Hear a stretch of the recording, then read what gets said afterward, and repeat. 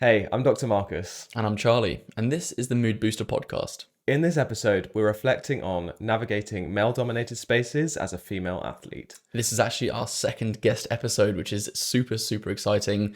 We actually have the one and only Maria Galitzine. She is a content creator. All of her work's about fitness, movement, and inclusivity and empowerment, especially in quite male-dominated spaces, whether it's, the gym or on the rugby field as well.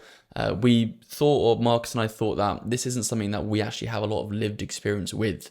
So we thought it would be prudent to try and get someone like Maria on to not only talk about her lived experiences, but also what she deems as important and how to navigate these sorts of spaces. As Charlie said, we don't necessarily have the lived experience, but we know that this is a really important conversation to have, hence why we loved having Maria on. It is a much longer conversation today, but we did not want to rush through any of it, and Maria's got a lot of knowledge and lived experience to share. So we do go over some of the serious topics, sexual harassment, sexual violence, and her lived experience with that.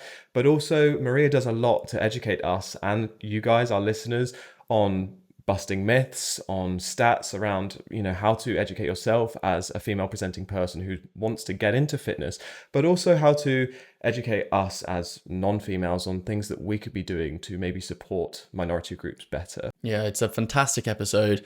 I've learned so much from it, and I think you guys will as well. In this podcast, we share evidence-based advice, tools, and tips to help boost your mood, improve your well-being, and find joy in the everyday. We talk about life's highs, lows, and everything in between with real stories and reflections from our own journeys as well.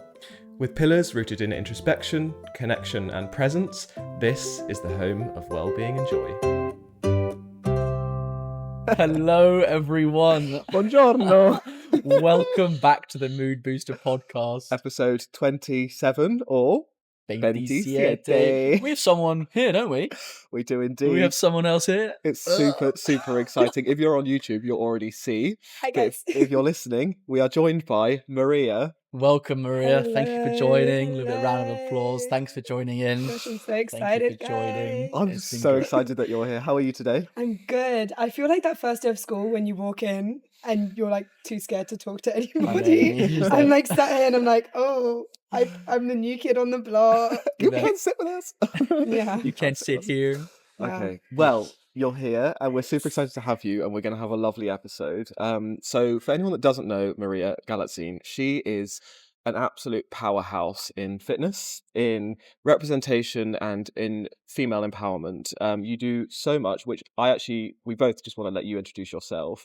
But if you don't know, get to know, because Maria is doing the absolute most in all the best ways. So with that little bit of hype, would you let the listener know who you are, a bit about your background and how we came to be?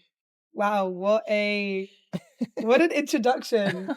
If I didn't have a powerhouse. big head before, I definitely have a big head now. Yeah, hi everyone. I'm Maria. Otherwise, a lot of people call me Motivate. And I am a content creator, which is really weird to say out loud. But I create content all around fitness, women's wellness in particular, and basically just doing everything and trying everything. My content started off exclusively as gym workouts, like most people's fitness content did, I think. And then it slowly transitioned into lifestyle, women's wellness, finding myself, recovering from problematic eating habits, and now slowly more into just general mental wellness and my journey with grief. But yeah, I basically just want to create helpful, positive, motivating content for everybody online and give a little touch of realness as a 20-something-year-old woman in a really, really fast-paced world. Yep. Even in London, which is that fast-paced Yeah, environment, isn't it? yeah. London is a super fast-paced environment, but I moved here at 19 by myself, and that is something that I'm still grateful for every single day, because there are so many people I know that would kill for the opportunity. Of course, it's true. So I'm just Knowing what you have, yeah, it's incredible. It's Mm. incredible. completely. I think linking to the mood booster, we obviously met at Monday Mood Booster, Yes. the run club. We all know each other from there. Yes. And follow each other and keep up with what we're doing. And when Charlie and I were thinking about who do we want to get on, what do we want to do, what messages do we want to put out, we're obviously about, community, introspection, always trying to be better, always trying to learn ourselves, importantly, but help other people learn and, improve well-being. Very much exactly as you just introduced yourself, what you're doing. So it just felt perfectly aligned. But importantly for us, aligned in a way that we don't actually have experience in. We are two males.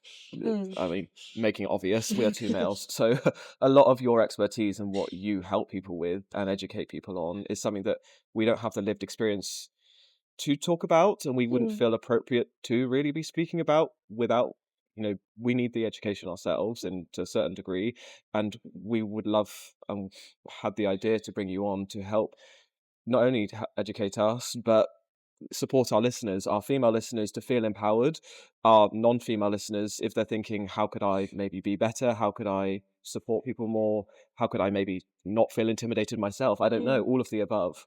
I know you cover all of these, and we were just really super keen to pick your brains about all of the above. Well, I want to say a big thank you for having me on. And yeah, it's crazy to me to think that we met. I filmed a video about trying different London run clubs to help combat my social anxiety. As a solo runner, someone new to running, and a year on, I'm no longer new to running. I'm no longer a solo runner, but I met these incredible people, and I've been able to follow your podcast from the little seed. So I'm super honored to be on it. But yeah, I would want to preface this episode by saying I'm not a doctor. I'm not a nutritionist. This isn't something that I study at uni. So it's weird for me to say that it's my expertise simply because I'm not an expert in the field, but I read a lot of academic literature surrounding these statistics. I can talk from my own lived experience, which I know is not unique with certain topics. And I actually brought a book with me, but I forgot to bring it out. It's in my tote bag. But for the end, it's a book that I would really recommend for anyone with female anatomy, regardless of whether you identify or not as a woman, to read, because that is written by experts. Wow. And it's an incredible book of knowledge, and it's all backed up by science fact. Like, you have access to all the references that they use. So it's incredible. I literally just remembered that it's in my bag and I bought it specifically for this. But yeah. Wonderful. Thank you for joining. Well, yeah, as Marcus was saying, such a huge part of what we do here is about the community and finding joy in the everyday, whether that be through, cultivating our own community or just looking inwards as well. Something that we ask our guests and we always ask each other is one question that we wanted to ask you what is something that boosts your mood on the daily? What is something that boosts your mood day to day? People.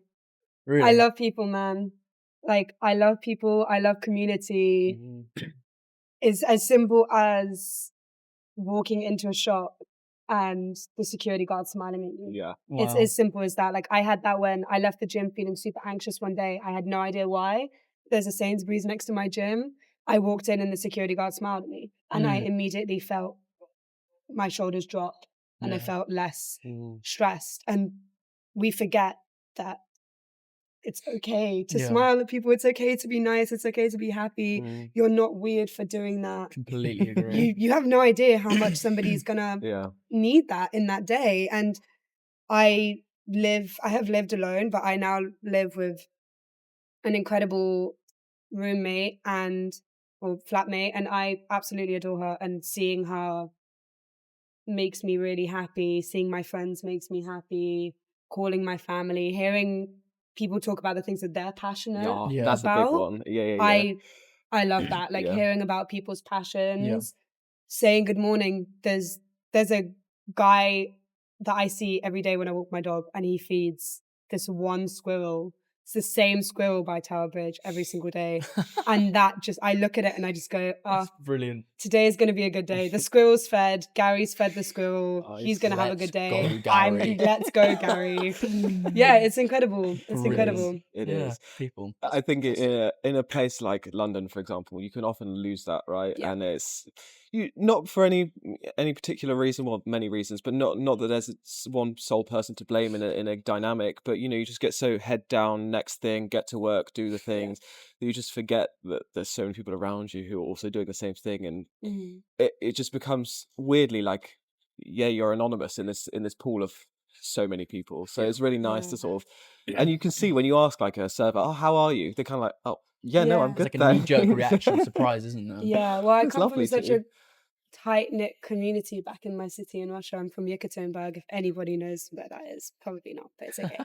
But I come from such a tight-knit community where everybody knows each other. Everyone knows each other's mums. Everyone knows each other's grandmas. My grandma is friends with people that she went to primary school with, which is insanely rare. Like they meet up every single week and they go to the Philharmonic Orchestra Wow. every single so week, and cool. Brilliant. she's in her 80s. That's insane. So that's something that here I found really isolated from, which is I think why I do the outreach that I do, and why I love this, because I can go to events and I'll see the same people Yeah. every single time. I'll see the Yeah. same people, and I know that I'm not alone, and Yeah. I know that there's people that I can catch up with, who I won't see for months, and you can catch up with them, and I think that's gorgeous. Like I think so many people feel so stressed about maintaining friendships and everything having to be so rigid to the point where it's forced, but Yeah. we're humans, guys. Yeah. We have an can pack be animals. nice to each other. We are Yeah, pack animals. we're pack animals, and we can be nice to each other. Community and connection. Community and connection, and Pillar. yeah, there we go. The pillar, like Yeah. it's Exactly. that's what it is. That's what Yeah. it is. Very nice. Okay. Yeah. Additionally, before we get into it, what's one thing for yourself that you're working on at the moment? I don't. Is this on a grand scale? Is this on Yeah. a fitness scale? Is this on Any scale. any It scale? can Any be scale. learning to play guitar. It can be anything. Learning to sing. If it's that, I'm sorry, I ruined the surprise. But No, I mean, this year is going to be a big year for me because it's my third year of uni. So Okay. and I dropped out of uni originally. So it's kind of like an end of a chapter, and I'm not planning on doing a master's at the moment. So it's my undergrad, and I already feel behind. So I just want to focus on getting it done without ripping my hair out. Yeah. Because uni shouldn't be this big stressful thing. No. And I am not an all-nighter. I like my beauty sleep. Yep. So same. I want to get through this year with a good mental state, Yep. regardless of my grades, Yes. basically. Just remembering who I am Yeah. and that I'm not defined by whether I get first or 2-1 or whatever. Exactly. That's my big thing. Exactly. That's a huge thing. And it's so nice that you've grounded it in, you get through it without it sort of being the most stressful thing, and you want to also in going into it with that mindset, it allows you to enjoy it, because it is, you'll look back and be like, that was such an enjoyable experience and that was so formative and all of those things. So to take some of that pressure away, or at least try to, and going into it with that mindset will be really, really Especially lovely. since, as you said, I can admit I have so much going on outside of uni. Yeah. So, which I think makes it easier to enjoy it, because it's just one small part of what I do. Yeah. I love it. Yeah. But I can't let that eat into all of the other things that I absolutely adore. For sure. Good. Balance is key. So I Yes. think we have obviously introduced you and said about everything you're doing, but just for the listener today, just to reinforce and to make it very clear, what we are covering today is how to navigate fitness spaces, but specifically reflecting on a male-dominated industry as a female athlete, right? So we are gonna, I know you said you're not an expert, but I think there's a lot to say for lived experience and expert by experience. We're going to unpack all of that from your perspective today. I know you've prepared a lot of information in terms Don't of worry, I am packed with stats. stats Packed with stats. Love and things that, myths that should be busted, or how we could be doing better as non-females, all of those things, which we will go through. So as a listener, whether you are a male or not a female, and you're looking at maybe how you could help females feel more safe, or how you could navigate your own behavior around female athletes without feeling like you're overstepping or anything, Maria's here to cover that, but also helping you as a female athlete feel empowered and find ways to find your confidence, or to navigate those spaces where, as you say, it can be extremely intimidating. Yeah. Yeah? Yes. I'm ready. Yeah. I want to ask about your background in sport. I know you've done a lot of different ones from my hearing about it, but how did that really start, or where did it start, and what does your journey through this like sporting world look like? Guys, I was a baby ballerina. Very Okay, I nice. started ballet when I was like 2 years old. Wow. When I literally was like, when you go with your mum to baby and This is in mummy and Russia. me. Yeah, The and Russian ballet. like, oh, Yeah. don't I've heard get rumors. me started. But I've been dancing since I can remember. Yeah. In the UK and in Russia. My childhood with being geographically is a bit confusing, so we won't get into it. But then, so I stopped dancing when I was about 15. Okay. If you follow my content, you know that I've recently started talking about grief. I lost my dad when I was 15, and I got into MMA. I got into MMA partially because of grief and partially because I had an injury that ironically MMA was recommended to me as part of injury rehab, just because of the way that you use your like ligaments and stuff. It's really activating. It's great.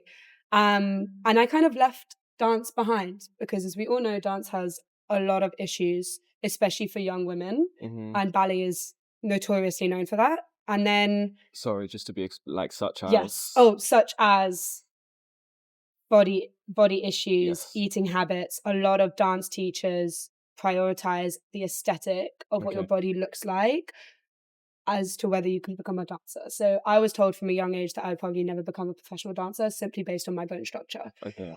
And not by, big shout out to Marianne, who was my big ballet teacher in the UK. Love to her, only love to her. She's incredible. But by other people, I was told that that's just not for me. Yeah. Which is fine. I've come to terms with the fact that unfortunately that was something I experienced as a young woman in my formative years. But we all know that that's not fact. It's the same with running, for example. You don't have to look a certain way to be a runner. No. And then when I went to rugby, I want to do a big shout out to Evelyn. I have no idea if she'll ever hear this, but Yes, you will. she got she got me into rugby. She came up to me at a house party and told me to try it. Nice. And I tried it, and 4 years on, I am still here, Okay. still hitting tackle pads, and I love it so much, and my friends know me as that rugby girl. So I love it, and I got into gym during COVID. I mean, everything's so like washed into each other now. So sport has basically, from 15, sport became an integral part of my life, an integral part of the way I regulate my feelings, the way I communicate, and the way I make friends. Yeah. Would it be at that point where you figured, or you started to realize it was more than, well, it was like more than a hobby, and it was more, like you say, regulation, therapy, connection, all of those things? The word hobby for me is such an interesting word because I'm the kind of person who I give 100% of myself to anything that I love.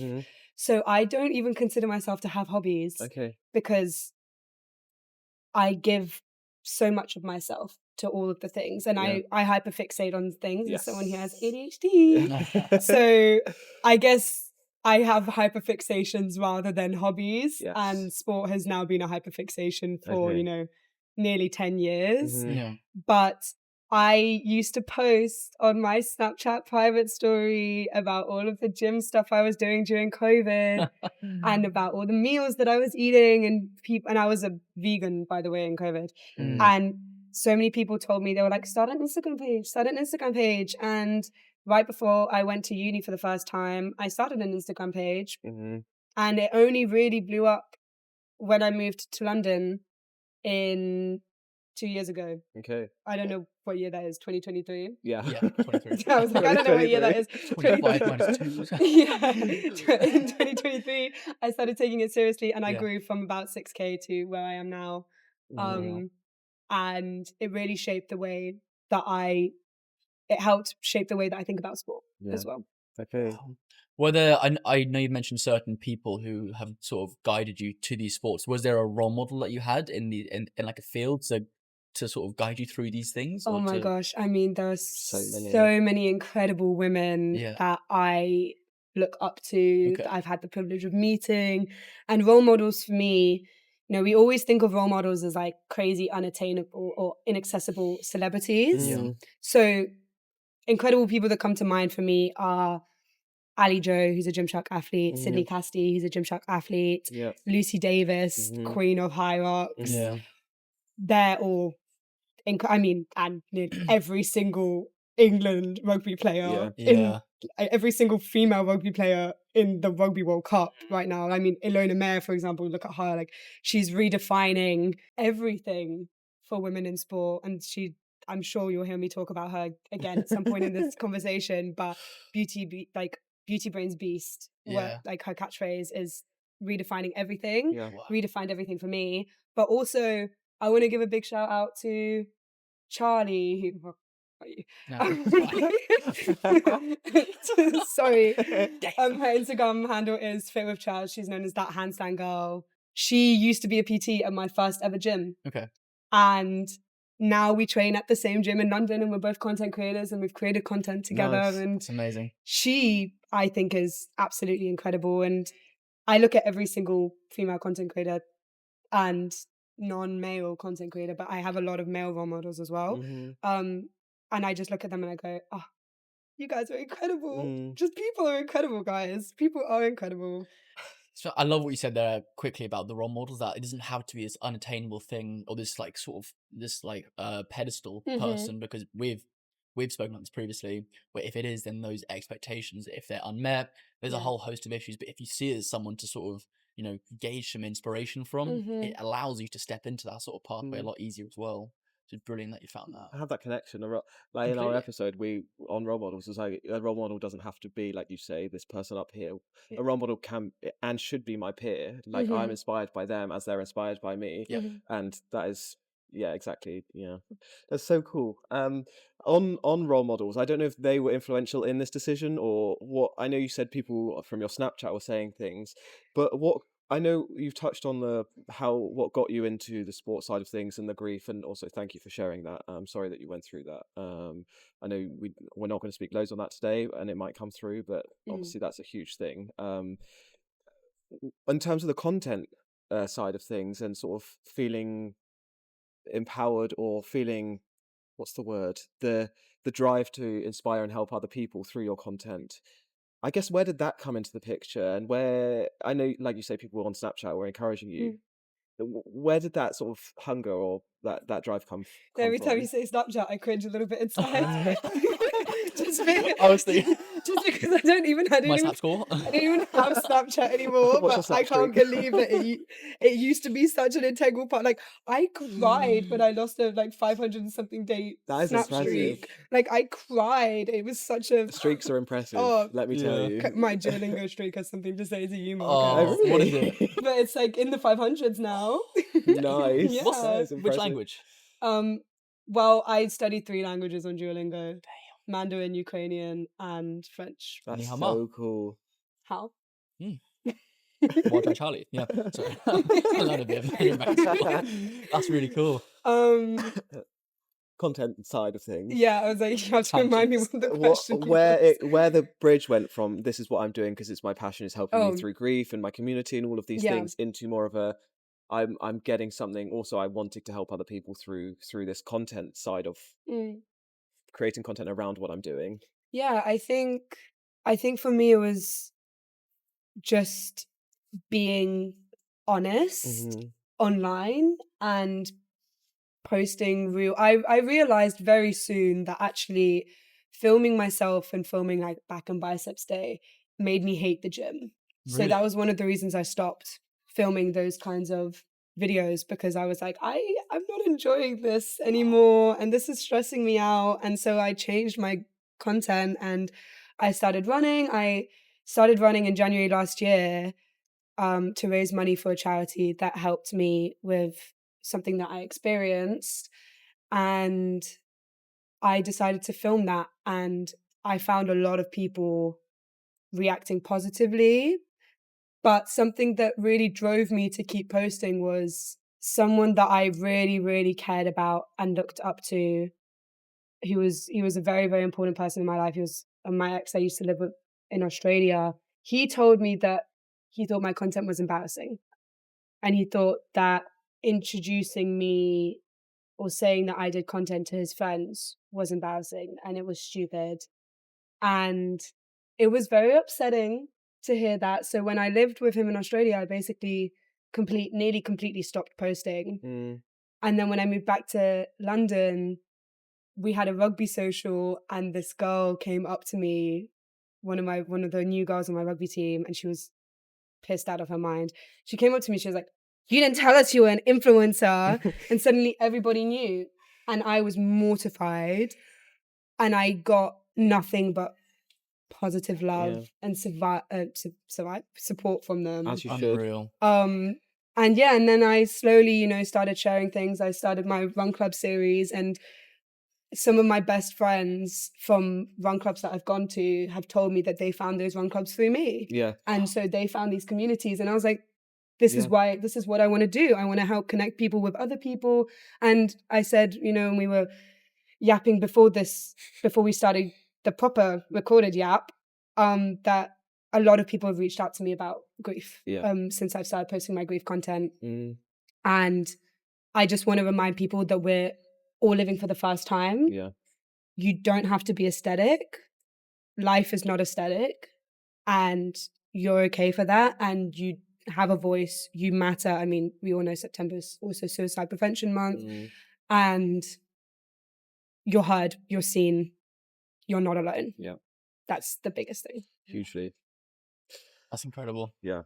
Sorry that you went through that, but I'm Yeah, also for that terrible. guy because I'm sure he's wherever he is, it doesn't matter. But Mm. look at where you are now.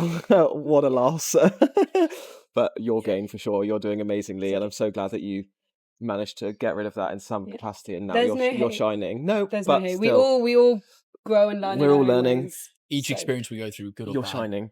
it sort of carves us into the person we are now. Exactly. And that'll continue to be it. And it's how we look back at it. Is Exactly. what makes us who we are. So that's great that you can look at it in that lens as well. It is.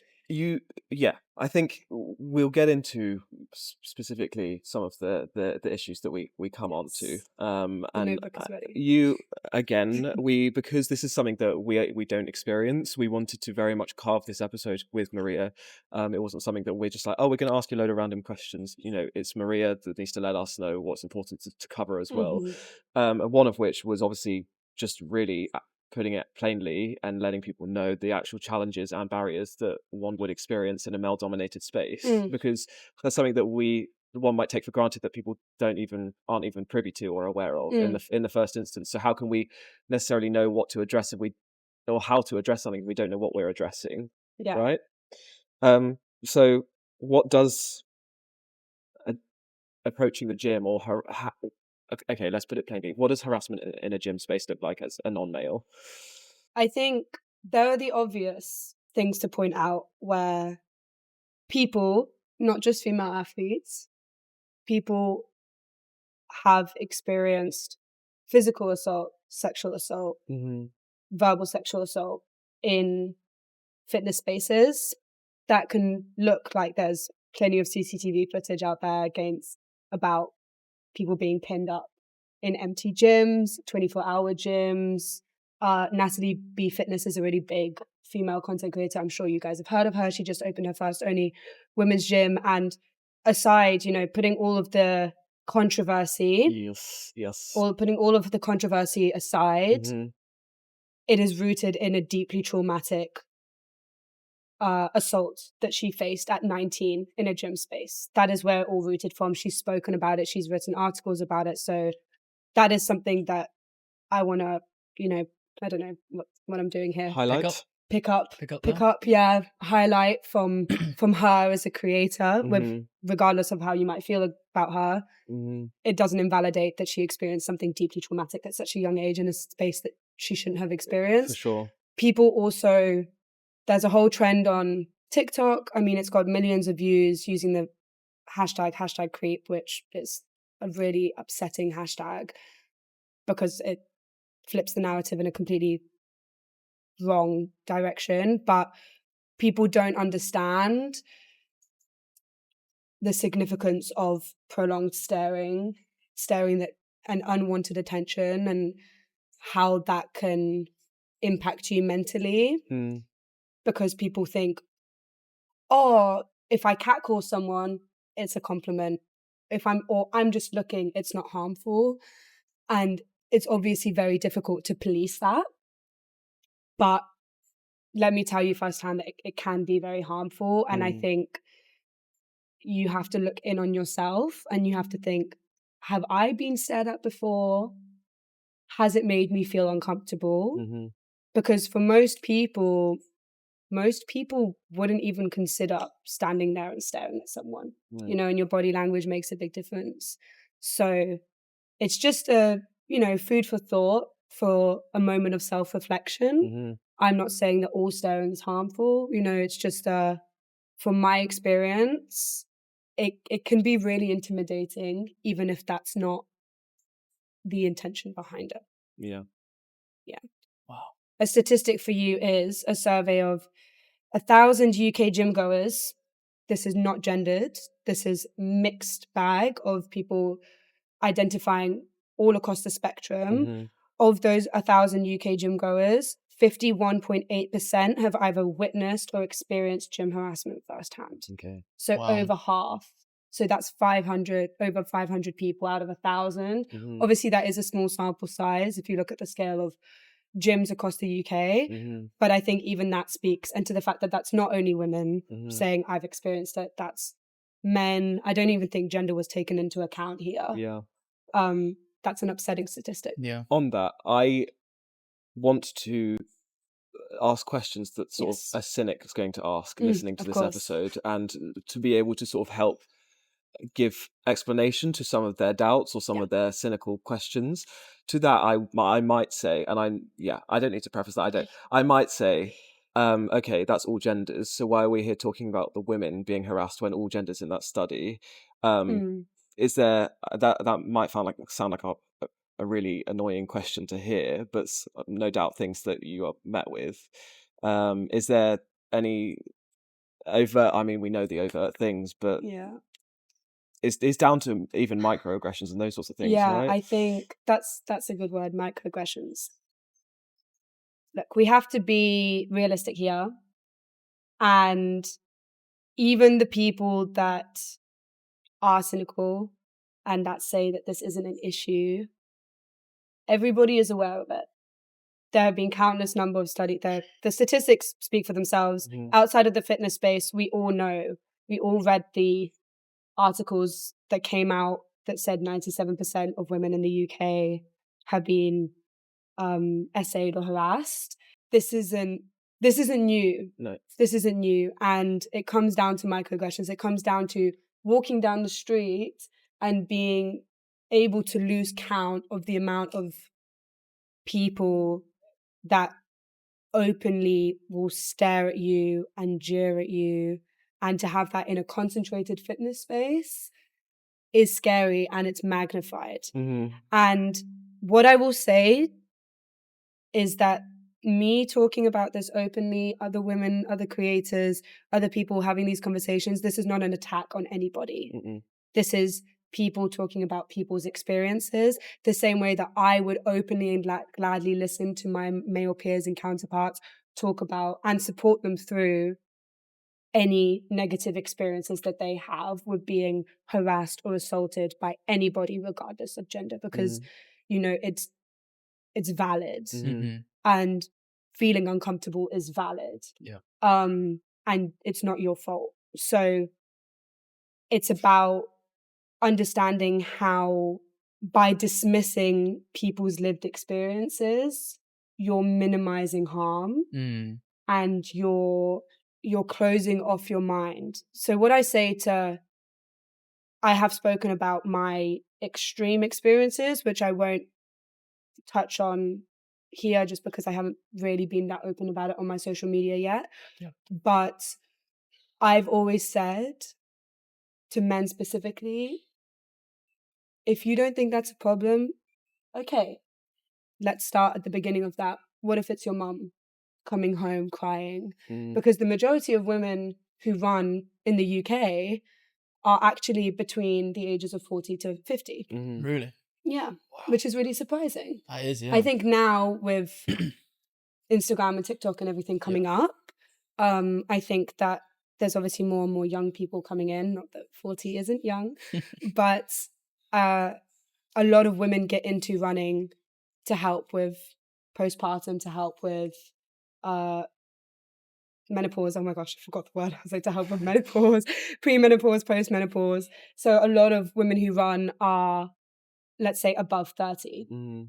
And what if that's your mum coming home crying Yeah. because she got catcalled on the street? What if that's your 12-year-old daughter coming home saying that someone said something about her sport in netball being a certain way or making them feel a certain way? Mm. I always preface this by saying, like, think about the people that are important to you in your life. Forget about the strangers. You don't know me. That's okay. You don't need to care about my experiences. You don't need to even believe me. In a world full of people making false allegations, which are harmful Mm. both to the people who are actual victims and to trying to maliciously ruin other people's lives, Mm. I understand why there's caution. Think about the women and non-males in your life and ask them how they feel Mm. and what they've experienced. Because we only That's care about fantastic. things when it happens to the people that we care, Yeah. you know? It's true. It's sad that it needs that level of empathy to happen, but for those people who, as you've said, both of you, who might hear this and say, "What happens if this isn't a big issue?" The best point is just think of that. And sometimes I do say that often the people who don't think it's a big issue are the people who are propagate are creating this Yeah. themselves. Yeah. And that applies to any movement. And I think it takes, like you said, no one's attacking you as a person, or like males as a person, or if we're talking about racism, well, no one's attacking me as a white male as in this instance, but we're having a conversation about someone's lived valid experience. Yeah.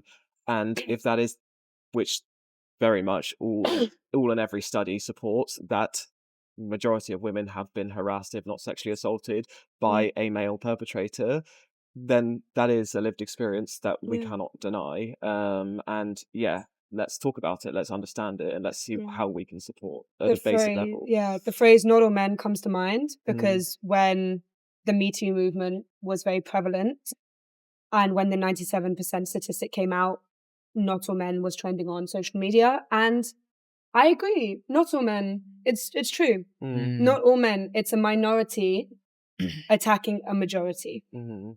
But then you need to ask yourself, okay, you're not one of those men. What are you doing to protect the women in your life from that? Because that one person sends shockwaves through a community. I do have something to raise at that. Not all men for sure. But I want to come back to microaggressions because if we're putting labels to things, if we're saying like a patriarchal system, for example, if we're raised and we're agreeing that is the system in which we're in, not all men are overtly harassing women or catcalling them, but potentially some of the men that would more likely listen to this podcast wouldn't necessarily do that. I can't say, but wouldn't necessarily do that, and would be here listening. Okay, well, I already know I'm not going to catcall someone, or I already know I'm not going to assault someone in the gym. I have no doubt. I'm keen to hear what are more of the sort of micro level things that otherwise intentionally, that's really poor English, but you get where I'm going, with very innocent intentions that you experience as a female in the fitness space. So are there some examples of things that happen that you think are, okay, that's just a slightly ignorant comment, or that's just something that's coming from seeing me as a woman as opposed to I think this might be the way that because of the way that I see the world, I try and look at everything positive. So I wouldn't necessarily say that.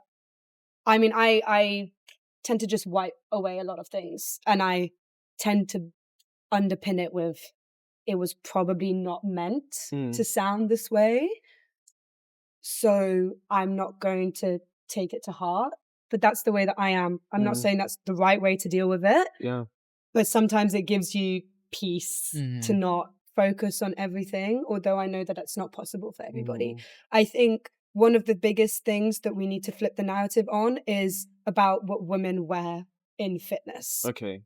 That is one of the biggest things, because that is something that I get on my social media, or I used to get a lot on my social media, was comments about the way that I dress, and the fact that I dress a certain way means that I am making myself a target, or that means that gives somebody a reason or an excuse to behave in the way that they behave. It's victim blaming, isn't it? Yeah, but it's also, if you don't have a problem with a man running in the park shirtless, you shouldn't have a problem with a sports bar. No. You shouldn't have a problem with shorts.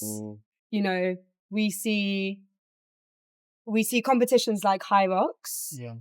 We see competitions all over the world in the fitness space where we don't have an issue with men being bare-chested. Obviously, I understand that anatomically we are different, but the issue, if you have an issue with a woman wearing a sports bra, that's a issue, not an ish me. I love that. I That's an can't issue. coin that. Unfortunately, that's my best friend's That's brilliant. catchphrase. That's an issue. But it's an issue. It's not an Yeah. ish me, because that's proof that you can't see me as anything other than a sexual being. Yeah. And you look at, it really saddens me to know that women who participate in the Olympics, in sprinting, in volleyball, in the way that those uniforms are designed, have had to spend so much time protesting and trying to make change simply because they have been made to feel sexualized and uncomfortable in what they have to wear. When what we should all be focusing on is how rapid these women are, Yeah. and how insanely good they are at the How sports that strong they they do, are, how strong that fantastic they they do. are. I Yeah. mean, I had that with ballet. I never realized that silly little 11-year-old me in a leotard and ballet shoes could be attractive to somebody. Yeah. But apparently it is. And it's this, I've been harassed walking home from rugby in rugby shorts with rugby boots strapped to my bag. And what am I supposed to wear If not a rugby if uniform. not rugby uniform? Yeah. You know, people will always find, we know this about life in general, people will always have an issue with you. People will find an issue with everything. But the biggest thing that people need to stop commenting on is, or using as a foundation to excuse their behavior, is what people are wearing. Because appearance in general, right? But also what they're wearing, or more what they're wearing, or appearance as well. In general. Appearance as well, but also just what they're wearing. Okay. Because for anyone that's listening, but especially women who don't feel like they belong in the fitness space because of body issues, there's a statistic on this that shows that body issues is one of the primary things that stops women from working out in fitness spaces, because they feel like they don't belong there because they don't look the way that they associate gym with, which is really sad.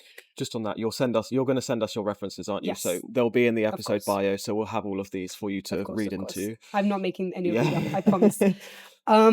What was I saying? But yeah, statistic that women, one of the biggest barriers is what how you they... don't need to look a certain way to be in fitness, guys, and you do not need to look a certain way to wear what you're comfortable in. If you want to wear a sports bra and you want to wear shorts because that's what you feel best in, do it. Yeah, hugely important.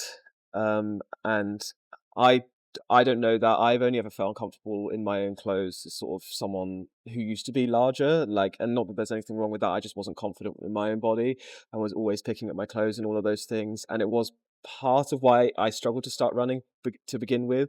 But I should imagine when your whole body, your whole image is centered around what you're wearing, as okay, how much can I see your boobs or not see your boobs, or your breasts or whatever. It's a whole different story. So I definitely can't relate. But I did want to come back to, and I know you said that the experience, it's not intentional, those things, so you kind of don't take it, and you don't take it in and internalize it. But I do wonder what whether it's intentional or not, you know, I figure we could always be trying to do things that are better. That, you know, 100%. I'm speaking really badly at the moment, my English, but like, great for a podcast. But what I'm trying to say is, subconsciously, we're always doing things that we don't realize could have an impact on Yeah. someone. And yes, that person might not internalize that, and they might be like, they didn't mean that. That's okay. And it's good to hear that you give people that grace. I wondered whether there are some not basic, but some clear definitive examples of where that has happened, not necessarily to you or to peers, where people have just so unknowingly, through an innocent means, just completely sort of diminished your presence in the gym or your abilities because of your gender. Whether it's like being like, oh, I don't know, I don't want to give examples because Okay, a comment that really stuck with me was when I told a friend of mine that I was training for a half marathon, and he said, "Oh, that's really cool. I'm just kind of surprised because your body's obviously not built for that kind of distance." Jesus. And I was like, "Oh, we're not friends anymore, babe." And it really upset me. And he also just didn't understand. He was like, "No, that's a compliment because it's showing that, you know, you're really motivated to do something that obviously isn't natural to you." And I was like, "Oh, I don't have the energy to educate you on this topic." yeah. So I chose to walk away. Mm, I've had conversations like this where it's like it's infuriating. Or I mean, I've had conversations with my own grandma told me to leave the marathon running to the men because I hate to say she's from that generation. mm, The woman's old and the woman's a Soviet. So Oh, like she's definitely not going to turn she's like that. old. Yeah. But it goes to show that, you know, this kind of backlash comes from all sides. mm, And I think we need to move away from this narrative of there are no in sport, there are no male sports, there are no female sports. And in terms of harassment, check yourself because this might piss some people off, but it's not my responsibility to tell you that you're making somebody uncomfortable. You should be aware of yourself mm, and you should be up to date with what's going on around you, the same way that I would say that about any other topic, the same way that it's not a Black person's responsibility mm, to, obviously racism is its own standalone thing. I don't want to compare any experiences, but it's not their responsibility to tell you mm, that you're being racist as fuck. It's yeah. not my Yeah. responsibility to tell you Mm, and educate you that you saying, "Damn, look at the legs on her," is not a compliment. mm, With the fitness space, luckily, a lot of us see our bodies in a very different way. Athletes, I think, and that goes to people who don't necessarily consider themselves as athletes, goes to the conversation of, I don't really see my body in terms of aesthetics. So if somebody tells me that I have really strong looking legs, I take that as a compliment and I don't think anything of it because I have really strong legs. But I know that for someone that might send them into a spiral and go, "Oh, people looking at my legs, mm, that's really scary." And mm, so it's hard because sometimes things that used to be microaggressions for me have now moved away from that. And I've understood people's mannerisms, but it mm, takes time and it's fluid. And Yeah. it's really hard outside of, you know, it's all right. outside the definitive specific comments to pinpoint a narrative because you can't please everything and that's No. okay. And people are Mm, learning. And unfortunately, there is a generational difference. There is mm, generational change. The way that we see our bodies, the way that we see sport is constantly changing. I mean, social media is putting 2x speed on everything, right? The way that we develop. I mean, you can tell me from like Yeah. a psychological perspective and all mm, of this, how social media has impacted us. And so there is, you know, you see these videos online of girls filming and they zoom in on a guy who just, I don't know, maybe glances at them and uses the hashtag gym creep. And it's stuff like that that's really damaging, because a lot of these people unfortunately do it for clout. They do it for views, and it creates this narrative where guys now feel defensive and they're like, well, I can't even look at somebody because someone's standing in front of you. You're probably going to look at them. Someone's got a tripod out. You're probably going to look at them. That doesn't necessarily mean that everything in your head is, the internal narrative is, Yeah. Haas, All the intention, yeah. girl, Yeah. I need to attack someone. Like that's not No, of that's course. not the intention. You know, it's Mm. not that. It's not that dramatic. I've Yeah. always had the mindset of people who are out there intending to hurt people are out there intending to hurt people from the start. Yeah. And that is why it's a minority. And those are often the people that put their walls up and say, well, I haven't done anything wrong. Yeah. And I have to stop myself, because every single time somebody catcalls me or jeers at me or makes me feel uncomfortable, I want to have a screaming match with them. Yeah. I want to. Do you have any specific examples of these times that you're happy to Oh, share? man. I mean, just 2 days ago, I was out. This is not in a fitness space, but I have ones in fitness spaces as well that I will share with you. I was out just walking with my housemate, and this guy rides past me on a bike and whispers something in my ear. And my housemate like shouts, and she says, ew, that was gross. And we just keep walking. For me, and for a lot of women that I know, and this goes back to what you say to someone who thinks that this isn't an issue, that's fine. But nearly every single woman that I know will have experienced this, and not on a one-off basis. This is something I experience, like, it's sad to admit, but if I'm out and about, nearly on a regular basis. And it's really upsetting. I'm just stubborn. So I go outside. I wear whatever the fuck I want. I don't care. Yeah. Like, As you I'm should have the ability to. I'm just As you stubborn. should have the Yeah. But ability why to, should you be stubborn for doing that? Like, that should Because just be a normal. because No, a lot of yeah. But like a lot of cynics will reply to that and say, "Oh, what were you wearing?" Yeah. But obviously, if you're dressed like that, that's going to happen to you. And you take that into a fitness space, and it's like, well, what am I supposed to wear? Mm-hmm. I don't feel comfortable running in leggings. I don't feel comfortable running in baggy cargo pants that don't show, that just so happen to not show my, my figure. I don't feel comfortable in that. I'm not going to perform at my best, so I'm not going to wear that. My big freak experience from running, for example, was earlier this year in the summer. I used to live in Camden, so I used to run along the canal a lot. And obviously, as it gets brighter, as it gets warmer, people are out at the pub. And I was running just on like a Saturday, and I ran past these guys, and they whistled at me and made me feel uncomfortable. I just kept running. I usually subconsciously turn my music up to max when I run past big groups of guys. So that way I can't even hear. Even if they don't say anything, I just can't hear it. And I brushed it off. And then I got to my like halfway point, and I did my little awkward stop, turn around, run back to where I came from. Yeah. And I saw the same guys are standing there with their pints in their hand, and they physically block my path. They physically block my path, and I just look at the floor, and I have to push my way past them and keep running. And what hurt is that nobody around said anything. They think it's funny because I can hear them laughing. Yet I feel so vulnerable. And yeah, you can argue. There will be people there that will argue and say, well, they didn't really do anything. Canal's a public space. They for sure did do a lot of things.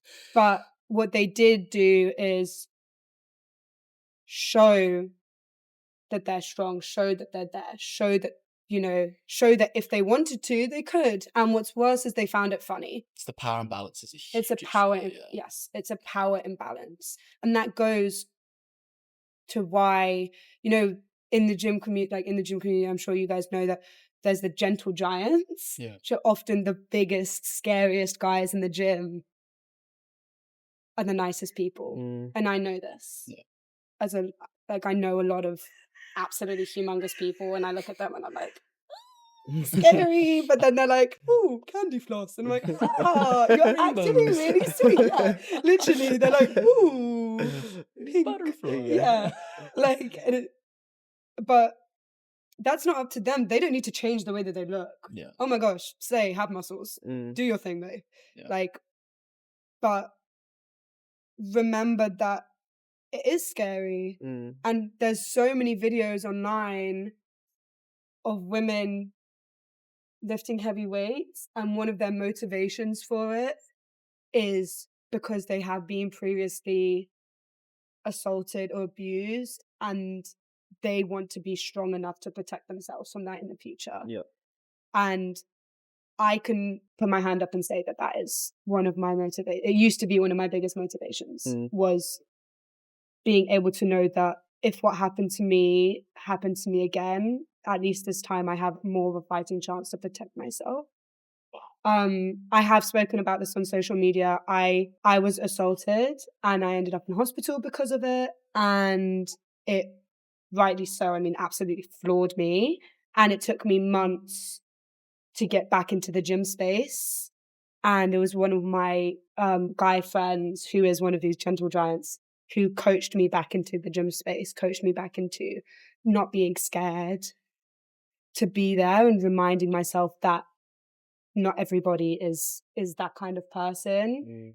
But it is really scary. And if you have experienced it, you stop. I mean, it's trauma. It's Yeah. trauma. Your body holds Yeah, the score of as course. well. Yeah, It's yeah. trauma. We all know that fight or flight is a thing. Yeah.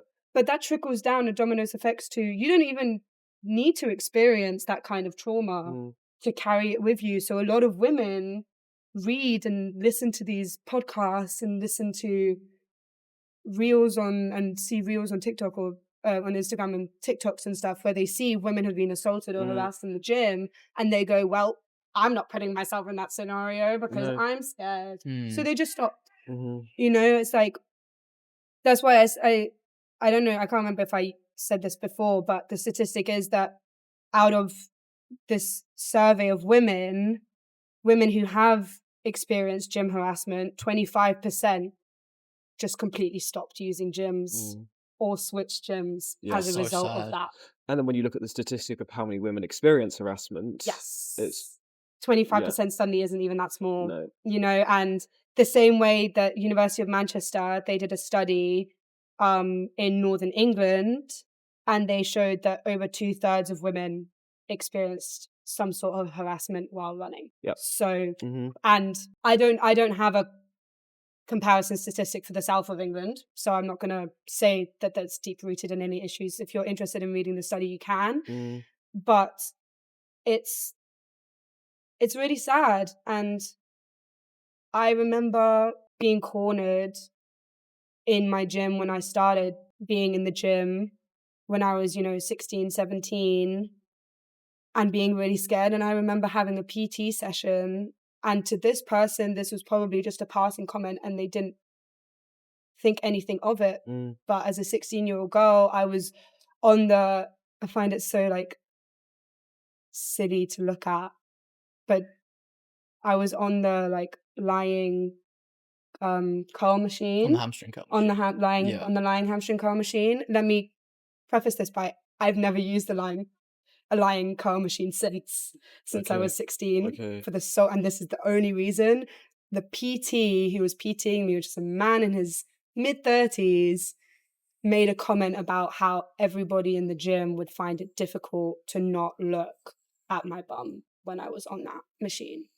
You were 16. And I was 16 or 17. And I was with another girl. I was with a friend of mine because we were splitting the cost of a PT session.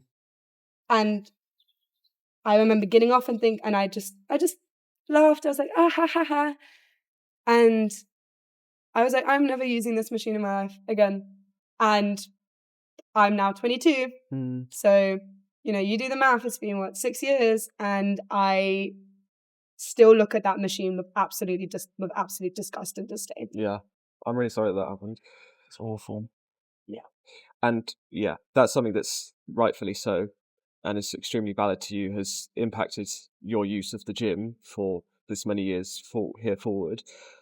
Unfortunately, that might be something that guy doesn't even remember ever happening, and shows the sort of what we're trying to get to is the impact of what we do and don't do as non-females and our behavior towards females is huge and lasting, and something that we might pass and it's difficult because you say, like, you can't police everyone, and some Yeah. things are like the intention might be a joke and someone else, I don't know, like, Yeah. it's difficult, but so then people feel like I can't say anything, and Yeah. obviously that should never have been said, but something that someone might think as a male, Or oh, a I was just compliment. joking, oh, I was just Yeah. complimenting, isn't the case, and it's Yeah. on us to realize or try and figure out when and how and what's appropriate and what isn't, because Yeah. that should never have I think been. it's a lot to do with self-reflection. And like I said, think about the people that you care about. Mm, So for anyone that might hear that comment and think, isn't that serious, was it? Imagine as a father, I didn't have a father to go home to cry about of that. So I didn't have a male role model. I think that's another thing, is whether or not you have healthy or just bottom line existing relationships with male figures in your life makes massive difference for this, because that can be the difference between being validated and being invalidated by someone that you really care about. It's one thing for a stranger to tell me that, wow, this doesn't exist. It would be a completely different thing for my dad or for my uncle to turn around and say, well, what were you wearing? Like, that's different. I know that my dad would have never said something. Oopsies. My dad would have never said something like that to me. But I didn't, in those years where I started to experience that kind of stuff, I didn't have a dad. I remember telling him when I was about 13 that this guy followed me home from school, and he immediately called the police. But in this fitness space, in this space that I'm in now, I don't have that. So I didn't have anyone to go home to and say, this guy said this, and I don't know if that's okay. But imagine that was your 16, 17-year-old daughter coming home from a gym that everyone from your school goes to, because it's your school gym, and a PT, somebody who's in a position of power, and as a minor, someone who is in a position of safeguarding, says that. That's vastly inappropriate. I've to say the had that least. in the workplace, and I went and I reported it to my boss, and he bollocked the shit out of he called a big meeting. I was an assistant instructor, so there was a whole power dynamic. A comment was made about me. I wasn't even there when the comment was made, but somebody decided to come and tell me about it. And I told him, because I refused to go into work the next day, because I was like, I can't go in. I can't do As it. me, yeah. I don't feel comfortable. I don't even know who said it. And I went in and I told my boss, and this was in a sports environment. I'm a water sports instructor. I used to teach water sports. And I went and I told my boss, and it's weird to say that I'm so grateful to him, because this should just be The bottom norm. line. Yeah. But he was almost like a father figure to me. And he just called a big meeting of all of the instructors. At the time, there was only one female instructor. Yeah. So he called a big meeting of 25 instructors or whatever, and just bollocked everybody and said, this isn't appropriate at all. And the next person I hear of saying something like this at the pub over a cheeky pint, doesn't matter. It's not at work, right? Yep. But it's at the pub having a cheeky pint. You're going to get fired. And that stuck with me, because I was like, okay, I feel protected. I feel listened to. But there's so many times when women go and they report things to gym staff, where nothing happens, you know, and it's like, well, But this is something should happen. This is something I really want to stick to and was going to come to, and stick with me on this point, because it'll be a tangent. But Yes. you say joking in the pub. That is where I believe a lot of this starts. Is like lots of unobserved, we don't realize that those sorts of jokes perpetuate all of these issues. Oh, I'm just joking with friends. I'm just in the pub. your boss saying Yes. that that's unacceptable is amazing, but that is seldom the case amongst the male Yeah. population, unfortunately, Yeah. speaking from first-hand experience.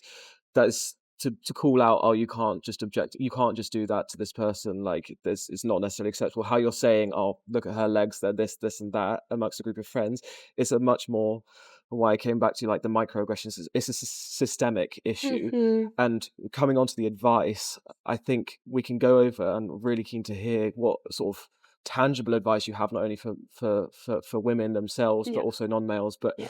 I think on a larger scale, and I remember when we was, again, not to compare because then incomparable, but when we were speaking about the BLM movement and everything, Yes. everything that was being said is, it's systemic. It's so Yeah. deeply rooted and systemic. It's if we're raised in a society, and I'm gonna be on a soapbox here, and please feel free to interject as the female in the room, but if we're raised in a society where women are seen as other, they're seen as the what is not the male, who Yeah. is the gold standard.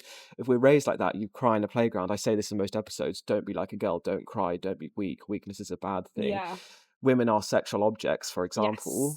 Yes. From that, it's just it's just a joke in the pub. Yeah. Those things that, so then males don't feel like they can necessarily call it out, or it Mhm. sort of, it enables those more Yes. aggressive, more sinister behaviors, because we live in a society, potentially, well, I think anyway, that enables those more aggressive behaviors. And So it teaches young boys that it's okay, yeah. because in that workplace, out of the assistant instructors, us girls were never invited to the pub.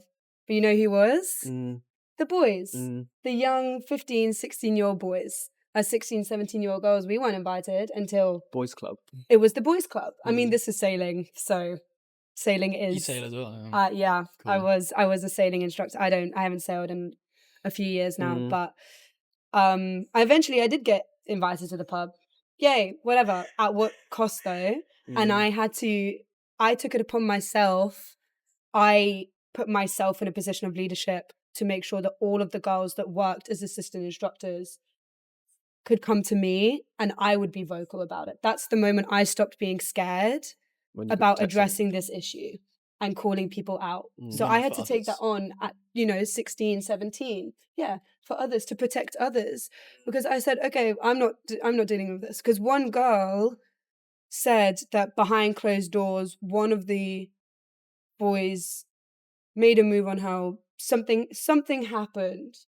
She never came back. Mm. We don't know what happened, and they both might have different perspectives, whatever. But the point is, she never came back, and she didn't even feel safe enough to talk about it. Mm. So it's really upsetting, and I remember absolutely bollocking one of the boys who was my friend about his attitude to women Mm. and his attitude to girls, and what he thought was acceptable and what he thought was unacceptable, and saying, you're wrong on every single account. And because when you're young, and I don't just mean when you're a teenager, I mean when you're in your 20s, when you're in your 30s, you're always susceptible to opinions, and your opinions being changed, and the way that you think that you're behaving, if that's the way everyone is behaving, you Mm. think that that's probably the right way to behave, because Mm. everybody's doing it. So you go to the pub and you hear these things and you're like, oh, well, I mean, they're making jokes. They're pointing out that she's fit.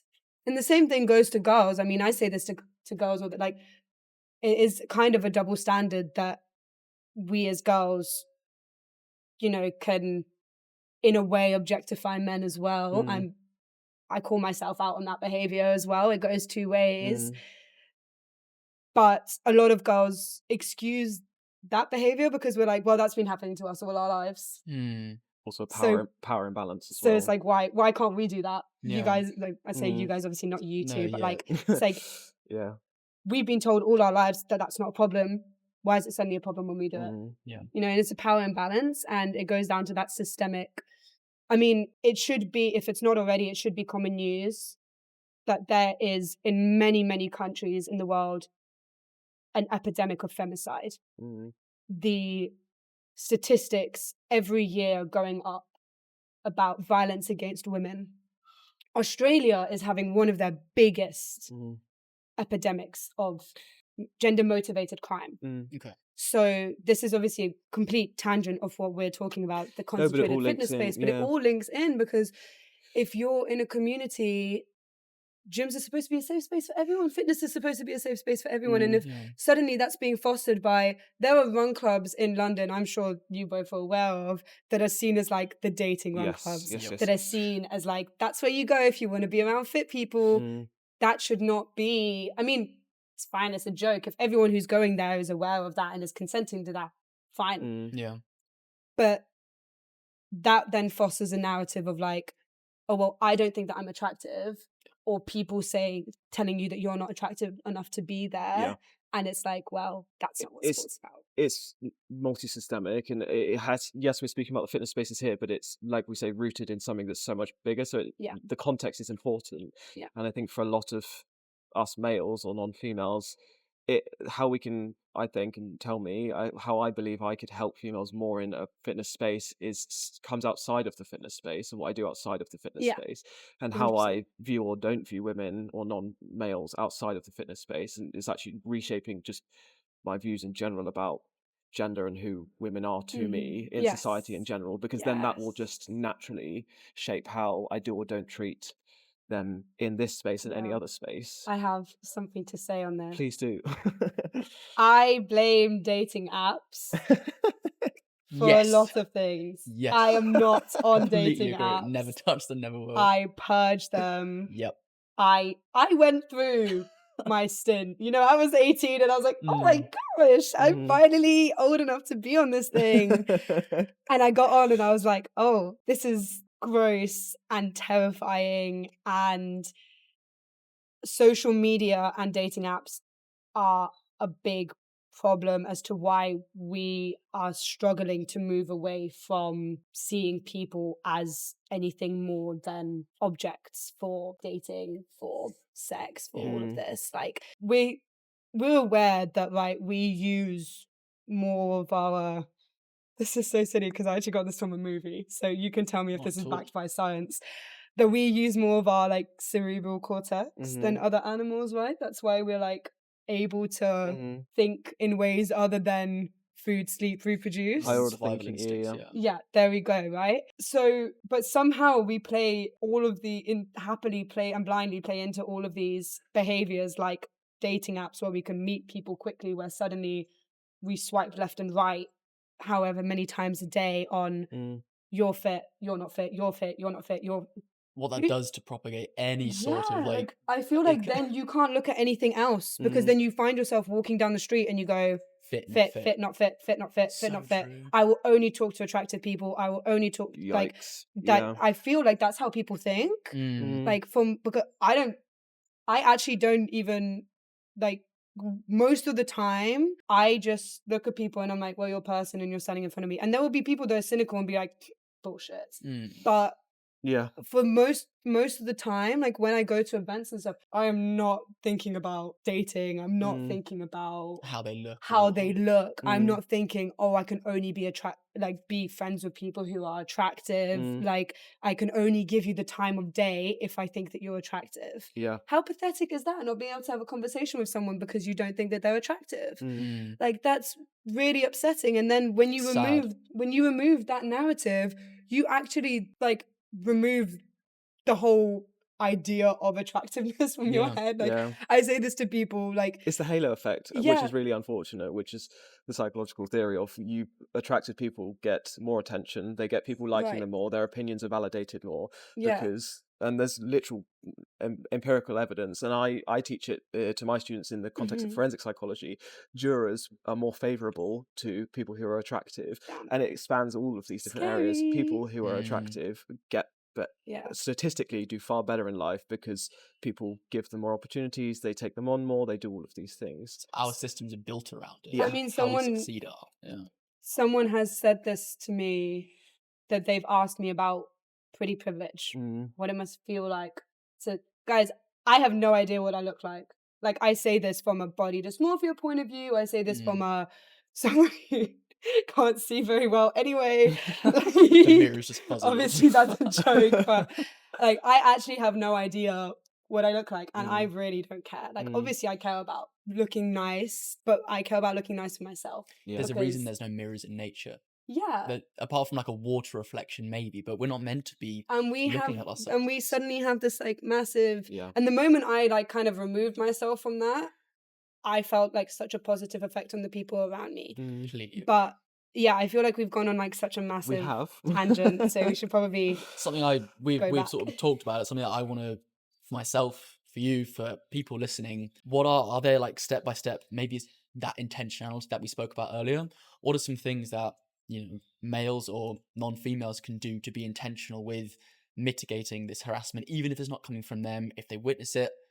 From your experience and the research that you're reading and the people that you speak to, what are some things that people can do actively to stop this or to stop this propagation? Okay, I think there's two ways to go about this. The first is, what do you do when you see someone experiencing this? Yeah. Because we all know the whole bystander thing and the thing of shared responsibility. So when you're in like a big group of people, it feels like the responsibility shared. So you're like, oh well, I don't need to do anything because someone else is there.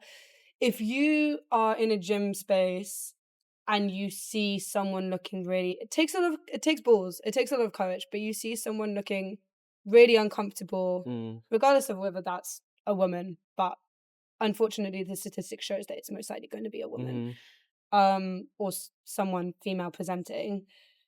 They look uncomfortable. You can tell by their body language. They look uncomfortable. Step in, Mm. distract that person. Mm. You know, it's scary, but I do that. I've gone up to a woman sat at a bus stop having an argument with her partner, and I've said, like, or she wasn't saying something. It was the guy that was like, the body language came off as aggressive, and I just went up to her and I said, "Hey, I just want to check that you're okay." Mm. He tried to talk to me. I said, "I'm not talking to you. Mm. I'm not addressing you. I'm addressing her. Yeah. Are you okay?" And the same thing happened. I was running with Gymshark, and we ran past this girl, pushed this boy, and 3 women stopped. 1 went to the girl, 2 went to the boy, and the 2 went to the boy and they said, "Are you okay? Are you okay? Because you've been pushed." And the other went to the girl and she said, "You can't push people like that. I don't care what you're arguing about. You can't push people like that." Mm. And it takes a lot of courage to do that. Yeah. But when you tune in and you observe, you'll be surprised as to what you see. Mm. And I really wish that the people who saw what happened to me when I was running Did something. did something, because they might not have necessarily heard what they had said, but they looked at my face. They could see the tears in my eyes. Mm. They could see the panicked breathing. You can see when somebody is stressed. You can see when somebody is, you can hear my voice quivering when I talk about certain things. Like, you can just, it's scary. It is really scary to intervene. I can acknowledge that. Yeah. It is really scary. Another barrier to intervening, which I wonder if you could alleviate pressure on for people, is people like guys feel like, oh, I'm also told you feel like you're the white knight and you're here to save. Oh, give it If up. you come in, no, fine. But if they're like, but I'm told I shouldn't interject Yeah. and like impose myself Yeah, because yeah, I'm yeah. trying to be like the savior in the room. Yeah. What would you say to that? With grace. No. What I mean is that I say give it up, but I understand. Mhm. I understand where that comes from. The same way that before the podcast started, I told you that someone who was supposed to spot me dropped me because he was scared of maybe touching me in the wrong way, whatever. And I ended up getting hurt. Fine, I understand why you feel like that. You're valid, you're living off your lived experiences. So I would be a hypocrite to just say, give it up, like I did. Like, it's a very hypocritical thing for me to say. Yeah. But again, it goes back to, imagine that was your kid. Imagine that's your girlfriend. Would you really rather not be seen as a white knight, as a savior? Mm. Like, I don't know if I'm making sense, but It's probably just communication, it's right? communication. And yeah, there'll be a lot of women who turn around and say, excuse me, I've got this, Yeah. fuck off. Then fine. Fine. That's her problem. Yeah. That's her problem. And it sucks that women have been. This stems from patriarchy. I mean, the way that women are thinking is changing, and it stems from this fight to be seen as equals, to shift this power dynamic. That's why there's all this hyper independency, and it's great. I'm all for it. But we also need to check ourselves. I check myself all the time, and I'm like, well, I'm no longer offended by a guy opening the door for me. I'm no longer offended by like things that are seen as traditional, things that are seen as conservative. Like, I would much rather have someone interject and me not get hurt and not get essayed and not get harassed and feel safe and then deal with my hurt pride later. Yeah. Because it's a pride thing. Yeah. That's all it is. It's literally a pride thing. It's like if someone falls off their bike and you go to help them get up and they're like, they bat you away, it's because they feel humiliated and they feel like they couldn't protect themselves in that moment. And so that comes out of anger. But also remember, like the whole white knight thing, you're making yourself, this is going to sound really harsh, so maybe it's me not saying it correctly, but you're making yourself a victim in a situation where you're not the victim. You're concentrated on how people are going to perceive you, and you're okay with someone potentially getting hurt or being traumatized for the rest of their life because of a possible perception. because of a possible perception. Yeah. Which is actually an internalization, if you think about it. It's actually how you would see it. Yeah. So Wow.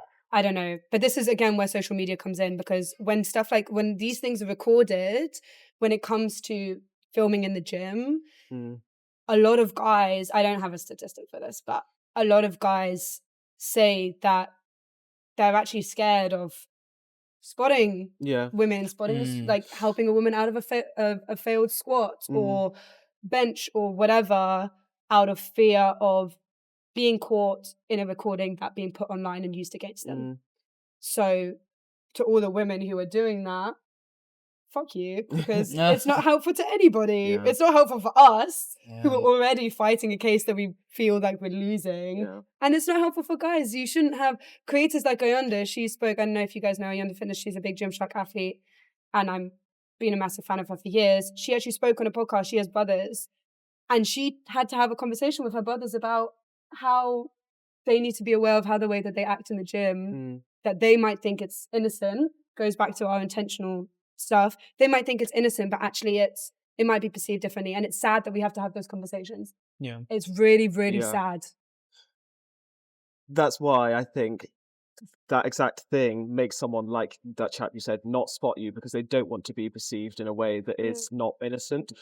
And to that point, I think why, like I said, communication is so important. Like saying to someone, people scoff at this and they're like, oh God, we go too far with being sensitive. But there's nothing wrong with saying, do you mind if I touch you to spot you? There's nothing wrong with that. Then it's covering. Mate, I'd rather him put his hand on my ass than have a sprained elbow. Yeah. I have, it's like. What's wrong with asking and saying? What's wrong with asking? Yeah. That's all it is people are scared because people are now scared of having the conversation about consent because they're also scared that if they say consent, they imply something. It doesn't. Consent goes like about everything and anything. And yeah, I mean, this goes back to education, which I know is something that you wanted to talk about. It's like education and like the lack of education and taboos and all of this stuff. Yeah.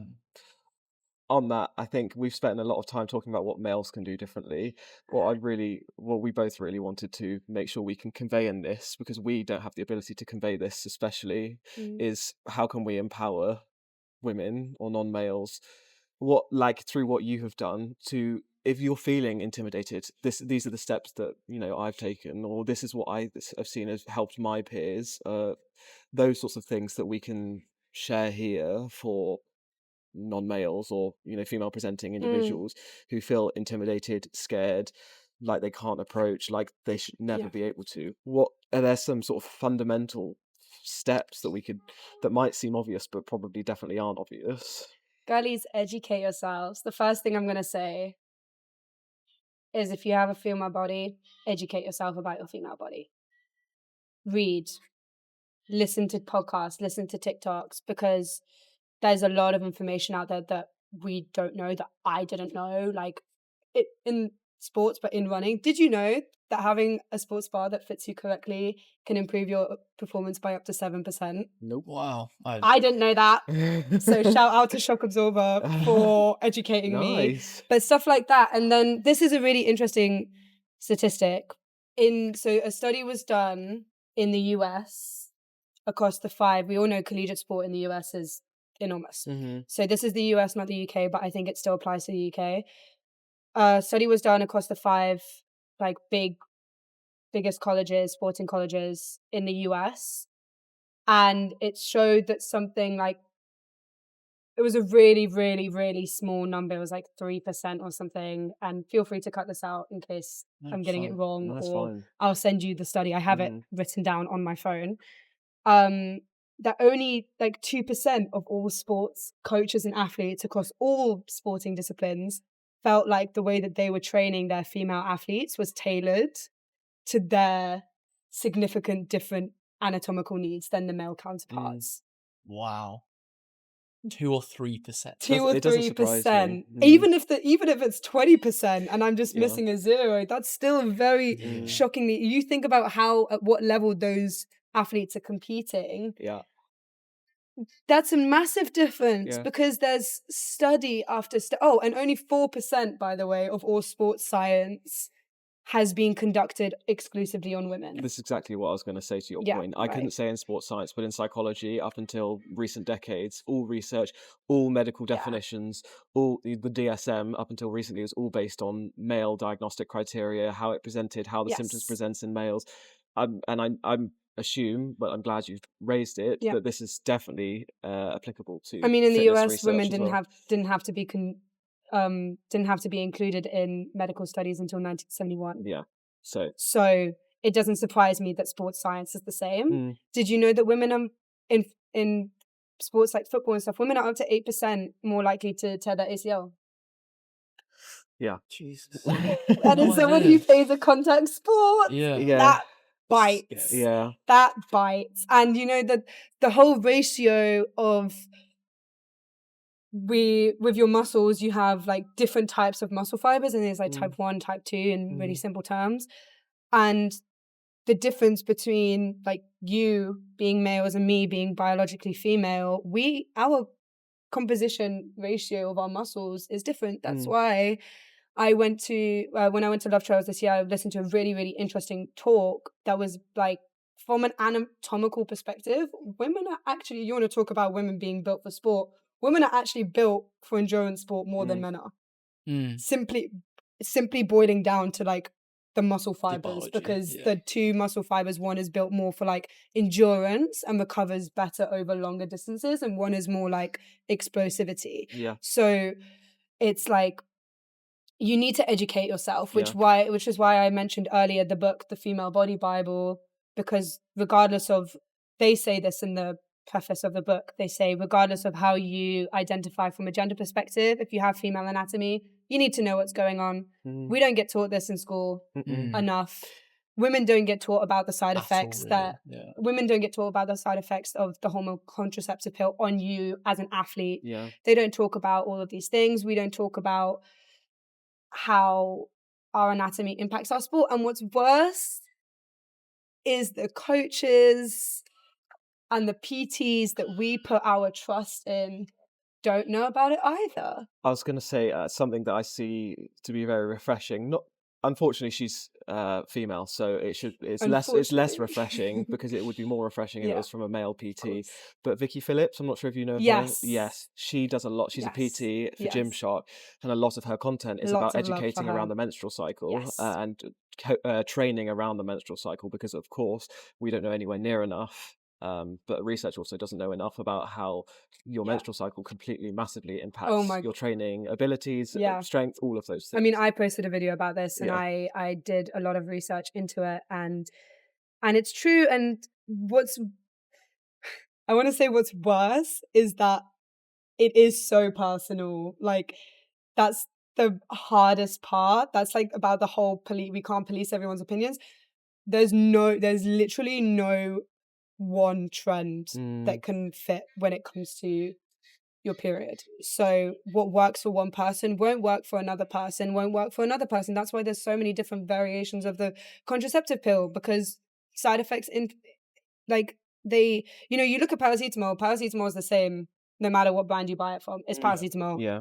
But you look at things like that that control your hormones, and there is no there is no one size fits all. And let me remind you, our hormonal cycle is on average between 26 to 32 days. And we experience what our male counterparts experience in 24 hours. It's a over 24-hour month. cycle, isn't Yeah. it? That So you difference guys, men alone. have a 24-hour hormonal cycle, whereas women have a 28-day to 32-day cycle. So we feel what a lot of men feel, obviously, except with way more estrogen and progesterone, but magnified. Yeah. And so that's why it's so different, and it's learning to be in tune with your body, I think it all really just goes down to education, and then that's like more what women can do for themselves. And I think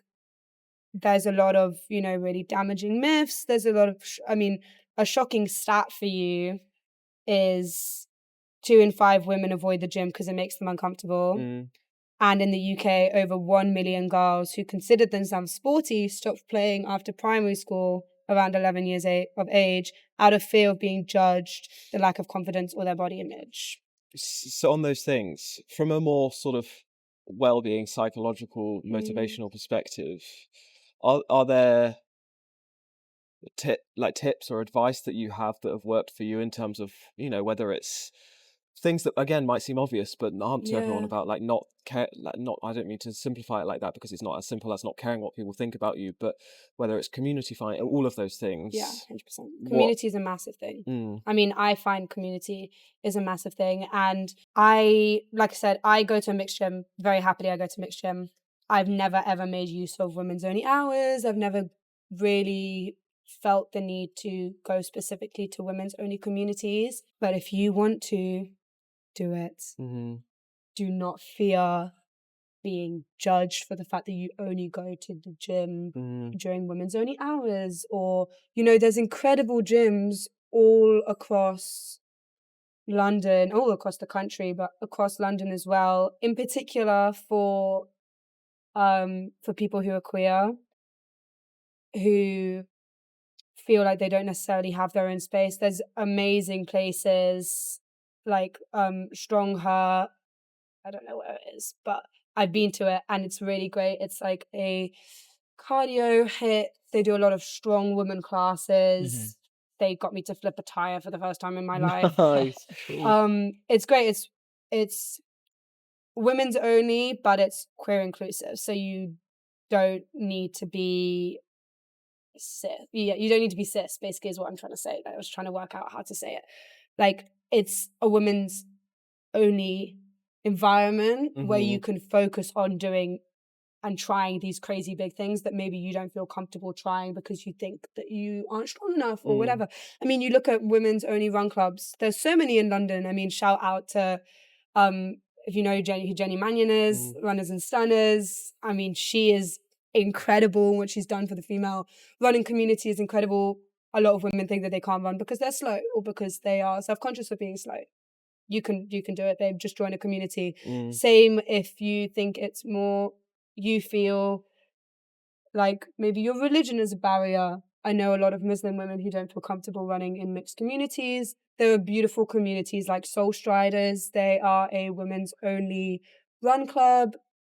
And a lot of the lovely, lovely girls that go to that run club are Muslims, are hijabis. So, check them out. It's all about finding your community. I think that's the biggest thing that helps is finding your community. So yeah, these girls run. I mean, This Girl Can is an incredible movement and they have a lot of resources about it. I think just don't be afraid to zoom in Mm-hmm. on those specific communities, because I think a lot of women feel like, if I go to a women's only thing, Mm. that means that I'm this or that means that I'm that. Mm. If that's what makes you comfortable, babe, do it. It's Yeah. all about being comfortable. Mm. That's all it is. You need to put yourself first. Yeah. You stop caring about the perception of others. Yeah. And it doesn't matter how many times someone tells you, you go to the gym, no one's looking at you. It doesn't matter. You're always going to be thinking about if other people are looking at you. Do shy workouts. There's plenty of girls, plenty of people who post on Instagram and TikTok who do dumbbell only workouts for the shy girls. You know, we all start somewhere. If you want to wear all black, What does wear that all mean black. for someone that doesn't know a shy workout? Shy girl workout is basically, if you're new to the gym and you don't know what you're doing, and you don't want to jump from machine to machine, you don't want to deal with maybe the fear of trying a new machine, you can pick up a pair of dumbbells and you can go and hide yourself in the corner of the gym, in the studio, wherever, and you can do your whole workout From there. That's really helpful. with a pair of dumbbells. That's very helpful. And let me say, that just as effective Yeah. as jumping from machine to machine. Mm. It doesn't have to be loud. You don't have to be grunting. You don't have to be lifting 4 times your body weight to be making progress in the gym. It's about, sport goes down to, it's about how it makes you feel. I literally have it written down. If I had to squash one myth, it's that sports is, well, I guess the myth is, sports is only for performance or appearance. Not true. No. Sports is 100%. about what you make, is how it makes you feel. Yeah. And I think that I've actually improved. My performance has improved significantly now that I just do sports that I love. Yeah. Just listen to your body, what it's saying. Yeah, what does it enjoy? Lean exactly. into that. And then you'll find that you'll succeed in those sort of sports. Yeah. Exactly. The second I let go of that myth myself internally, it became a whole world of enjoyment for me, as Yeah. opposed to a necessity or something that I just had to do. Exactly. Um, I just want to talk about running because you guys are big runners. Yeah. Well, ASICS did a fitness gender gap study, and it showed that 40% of the women in their study see lack of safe spaces as a barrier to fitness. Wow. Yes. that was going to be one of my sort of roundup questions. Is we've spoken more about sort of motivational things or finding community or what non-presenting females can do. Yeah.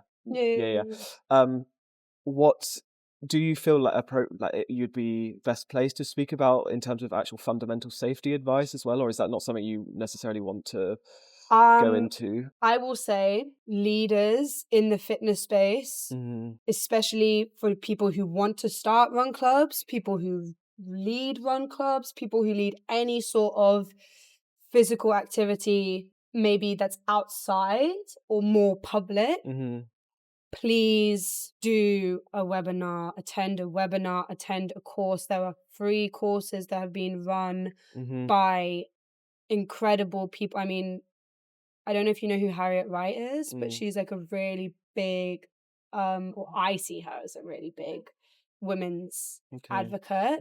And she works with These Girls Run. Yes.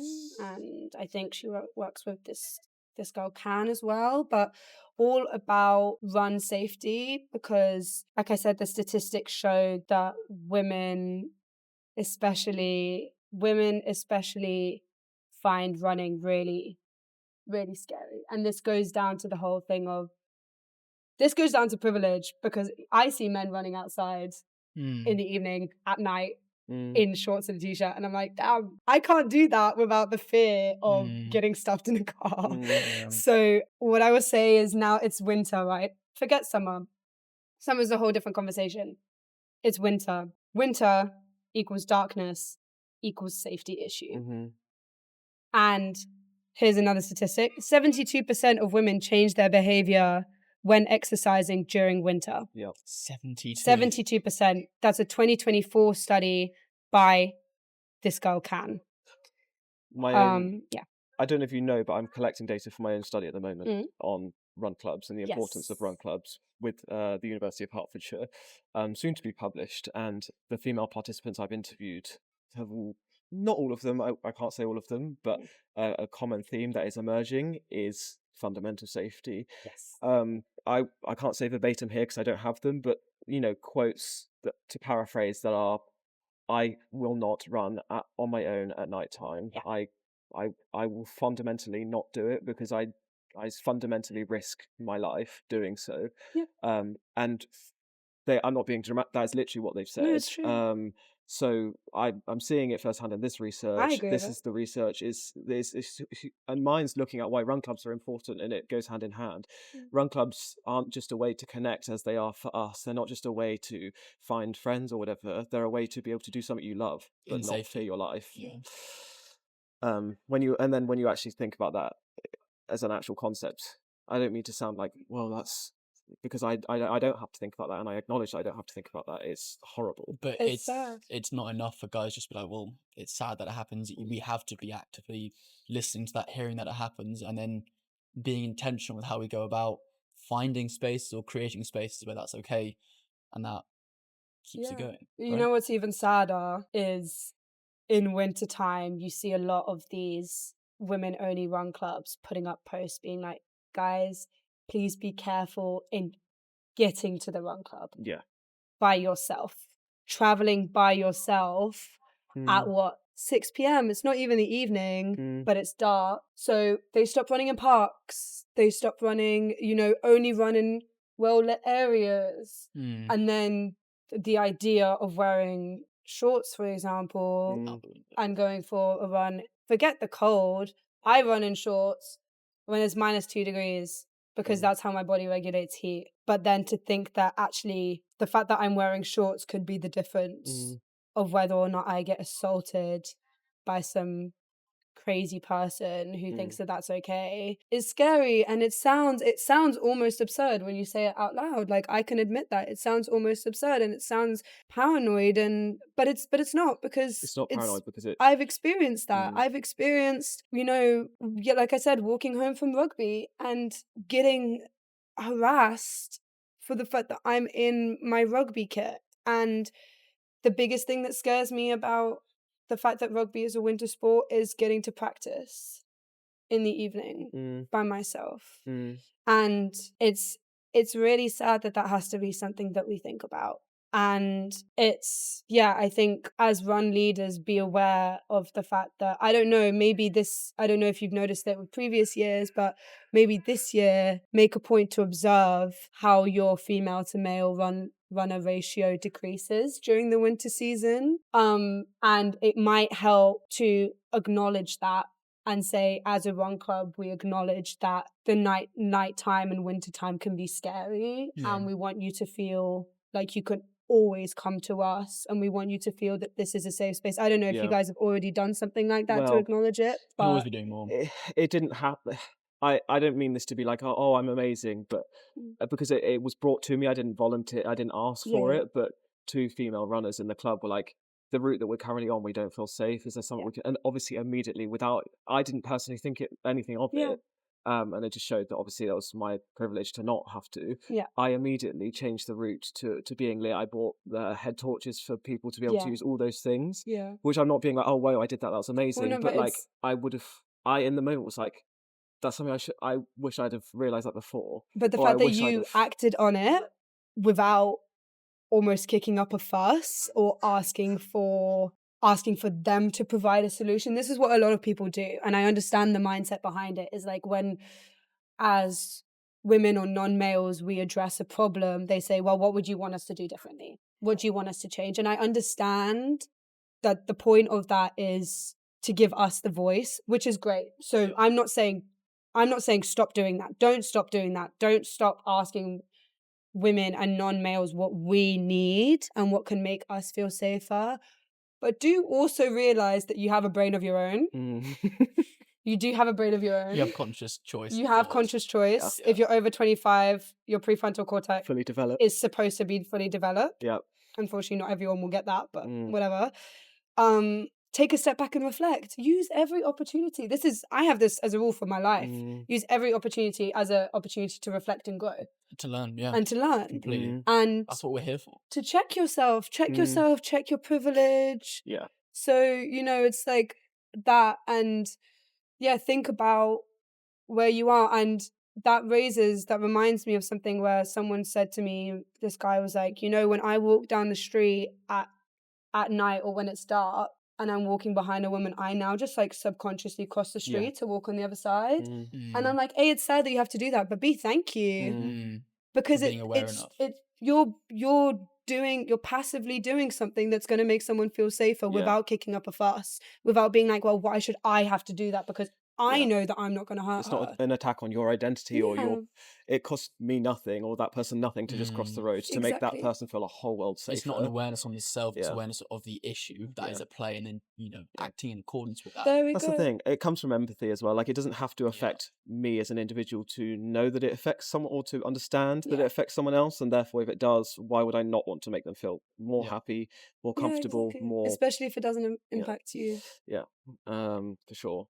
Yeah. Definitely. But yeah, if there's a big takeaway, it's that remind yourself that winter is dark Mm. and it's scary to women. So just keep that in the back of your mind. If you're someone that runs, if you're a guy that runs and you have female friends that are runners who live near you, offer to run with them. Say, why don't we go for a run together? Yeah. They'll probably say yes. Mm. Like, they'll probably say yes. They'll probably be like, oh, you know, we don't even have to meet at your house. Like, let's meet down the street, Yeah. but let's go for 5K together, because the winter training blocks are some of the hardest ones for women because To we all have navigate. jobs. Yeah. Yeah. But you finish work When it's dark. and it's dark and you're like, shit, now I have to run 35 kilometers Yeah. in the dark. And 35 Hours kilometers is a outside. long Yeah. way. As we Yeah. all know, it's a long Mhm. way to run. Mhm. So even having someone for part of that Yeah. can help you, and it can make the world of difference. Yeah. Yeah. Okay. Yeah. On the interest of linking to boosting moods, well-being, Yes. and what we're here to do. Obviously, we've covered a lot of heavy things there, which we needed to Yes. do, and it's important to do. Yes. Are there, in the spirit of that, are there any sort of improvements or things that you're seeing in this area that are like, this is a really epic experience I've had Yeah. in this, or this is really cool that I've seen this improvement happen over the course of since you were 15 in this sort of domain? Well, I love the allies. I love the allies. Keep doing what you're doing. Like, I mean, I love rugby. I'm not like, everybody knows this about me. And the Rugby World Cup, the fact that so many men are getting into it and getting passionate about it and tuning in and going and watching matches and supporting it. Especially, this goes back to the whole idea of like, you can't enjoy something or you can't talk to someone if you don't find them attractive. Like, I think a lot of guys find rugby disinteresting because they just associate rugby with like butch lesbians. So they're like, well, why would I support that since I've got nothing to gain from it? We don't have time to unpack that, but Yeah, that in yeah. itself as a concept is Yeah, obviously. insane. Ludicrous. Isn't Oh it? yeah, I know. But anyway, But sorry. it's its own conversation, which Yeah, is yeah. why I didn't go off on a tangent Yeah, about yeah. it before. Trust me, I would. Yeah. But I see less and less of that, and I love it. I love it, and I love. You know what I love? I love it when men are not ashamed to express how impressed they are Yeah. by their female counterparts excelling at what they're doing, Why- fitness or otherwise. why But wouldn't in they? fitness, Any domain. Yeah. any domain, when you see, I went to the Gymshark lift event and there were so many insanely strong women lifting insane amounts of weight, insane women. I mean, Charlie and Anna, these two amazing Cali content creators doing unimaginable, it's like gravity doesn't exist to them, doing unimaginable calisthenics things, and the guys in the background being like, jaws on the floor. Yes, express that. Like, you shouldn't be scared to express that you think that that's insane. And also, it's not a competition. No. So you shouldn't feel ashamed either that you can't do that. That's okay. It's transcending. I mean, ideally, one day we will reach this point. It's transcending the whole gender role, and it's that Yes. person Yeah, is yeah, doing yeah, that. yeah. It Exactly. doesn't have to come down to whether they're male, female, Yeah, whatever exactly. whatever they identify as. It's a person doing well in their domain. As a person, I'm going to celebrate that. Yeah. Bottom line. I'm hearing less and less of that's impressive for a girl, and hearing more and more of that's impressive. That's the narrative we want. I don't want to be told that it's cool that I play rugby as a girl. if I'm the That's first the thing. person that you've met, I've been told this by a few guys that like I've never met a girl who plays rugby before. Mm. I'm like, that's cool. You can point that out to me. I don't have an issue with that. I love to be the first. Yeah. That's great. I'm glad that I've changed that narrative for you and pointed out to you that women can also play rugby. That's great. Admit that. But don't tell me that it's impressive Because you're a girl. because I'm a girl. Yeah. Yeah. There's You a know. difference. Like, that's impressive because that's impressive, not that's impressive because you're a girl. Yeah, It because just, as you mentioned, it just implies everything that, we've been taught to learn or that society has taught on us. Yeah. You shouldn't be able to do that. Exactly. You're another. You're not. Yeah, You're not the exactly. baseline, which is male To default. learn that and look Exactly. inwards. Yeah. Yes. And actually, biologically, women are the baseline. There we So, go. You're the Just- creators. just saying, just saying, Yeah. just saying. There we go. Okay, amazing. Well, thank you for sharing those exciting things. I've learned so much there. I've been quite quiet, but that's because I've just been in awe and just listening and taking it all in. That's why I've just been listening. It's fantastic. Learning a lot. Hopefully, you guys have also learned so much as well. For sure. Hopefully, Yeah. I've verbalized everything somewhat coherently. Yeah. Okay. Second part coming in then. Yeah. Yeah, Round yeah. 2, we've got lots to unpack. 100%. Yes. Well, in the nature of what we always do, we were saying this before, for Wellbeing, we always finalize this with our weekly mood boosts, with what sort of boosts our mood. Whilst you're maybe thinking of what's boosted your mood recently, it can be anything small or grand. It can be that you woke up and made your bed, for Yeah. instance. So, Marcus, Yeah. I So ask you. my mood boost this week is my mum / her chickens. My mum has been through she's been through a lot the last couple of years, and she's just been doing a lot of work to look after herself and things. And one little thing that I don't even know if it's a intentional thing, but inadvertently that she's sort of nurturing for herself, but also just nurturing into something. She rescued 2 young chickens, and she's like nurturing them, looking after them, and yeah, it's been really cool seeing that. And because they were young, they didn't lay eggs. And she sent a video in the family group chat yesterday, really excited that one of them's laid her first eggs. Jennifer Lopez, Jennifer come on. Lopez, come Is that the through. chicken? Yeah. Jennifer It is. Lopez. And Margaret Hatcher. Oh, it might be Margaret. Wow. I Yeah, can't that's it. remember. Margaret Hatcher or Jennifer Lopez. I'm not sure which one. But anyway, laid her first eggs, and Mum was really excited about it. So yeah, That's that brilliant. was my mood boost. So That's shout out to so Mum and the hens. Yeah, wonderful stuff. Oh, I Charlie? love- My one, 2 people from the run club, George and Owen. They ran their first half marathon recently. The big half. The big half Yep. back in London. So that was huge for them. Hearing and just seeing their smiles on their faces, they were giddy with excitement seeing it. So They're such lovely boosted people. my mood. They are lovely, people. lovely people. That's So incredible. hearing that sort of stuff is great. Maria, what's boosted your mood? What has boosted your Or mood? who's boosted your mood? I have such a long list. That's great. I think one of the things is definitely at rugby practice last week, I got to demo, well, I was volunteered, by which I mean everybody stepped back and I was standing there and I didn't step back, to demo all the tackling. And after each hit, the whole team just cheered. Oh, And I was like, That's so cool. oh my god, you think I am and like, yeah, just that community of, I was, prepping myself to absolutely body Elsie onto these mats. And one of my teammates just going, come on, baby. And that really left me feeling really good. really good. And then Nice. to come home and there's like good food on the table for me. Oh my Unreal. God, Sublime. guys. What an evening. What Yeah, an what evening. an evening. Good for Boosted you. your mood. Good for you. Mood boost. I'm glad. Boosted. Very Exact- glad. Okay, well, thank you for that Thank you episode. very It was much. sublime, and Yeah. yeah, we've got so much to take away from that. Mhm. As the listeners, I hope that was extremely informative for you. Our intention was never to, as we all agree here, to shame, to blame, to Yes, nothing. We none just of wanted to provide information, Inform. Start the inform, conversation. empowerment, and start a conversation, if not continue a conversation. That's very important, and just reflecting people's experiences. So thank you for sharing all of that. I'm sure people, if they don't already know you, would love to find out where they can find you. So where is best to find you? I am on Instagram and TikTok. My Instagram handle is Motivate with Maria, and my TikTok handle is Motivate with Maria.bts, as in behind the scenes. Nice. Very nice. Lovely Um, job. Yeah, but I mainly post on Instagram, and I want to say to anybody listening, whether that's male, female, anywhere in between, my inbox is always open to have this conversation. There's a link to my email address if you rather email me. I love having these kinds of conversations. If you need advice in getting into the fitness space, coming back to the fitness space post traumatic experience, if you want to talk about how best to be an ally or what you can do, or maybe you're reflecting on something and thinking, oh shit, what if I did make that person feel uncomfortable? Talk to me about it. There's no shame. We're all learning. Exactly. Thank you very Amazing. much. Thank you very Any much. final reflections before we close? Gotta love people, man.